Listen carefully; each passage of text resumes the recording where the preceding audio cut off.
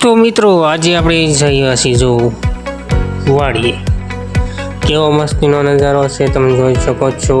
કપા અત્યારે ઉગી ગયો છે, જો કે વરસાદનું આવ્યું એટલે વાવી દીધો હતો ને આ ડીપમાં આવેલો છે એટલે પહેલાંનો ઉગેલો છે તમે। અને જો આ મિત્રો ઉંદરડા આ બહુ ધ્યાન રાખવું પડે, દવાને એવું નાખવું પડે તો આ ઉંદરડા સીધા કપા ઉગેલો હોય ખીર તો ખાઈ દે, પાંદડા ખાઈ દે, ડાકું રહે। તો આપણે આ ફ્રેન્ડની વાડી આવ્યા હતા મિત્રો અને મસ્તીનો નજારો હતો ને કપાની ઉગી ગયું હતું ને ખડે હતું ને વરસાદ થોડોક આવ્યો નહોતો એટલે ભીનું જેવું હતું। તો મેં કીધું હાલોને વાડીને એકાદ વ્લોગ ઉતારીએ એવી, હમણાં કંઈ વ્લોગ હતો નહીં તો આ બધા ફ્રેન્ડ કહેતા હતા આપણે વ્લોગમાં આવું છે તો મેં કીધું હાલો તમને બેને લઈ લો વ્લોગમાં।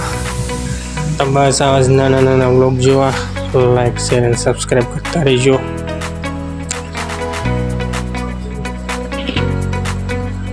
તમને ખબર ન હોય તો હું કહી દઉં, એ પણ એક મસ્ત વ્લોગર છે, એને એમને એક નવી ચેનલ બનાવવાના છે, એમાં ડિસ્કસ કરી રહ્યા છીએ।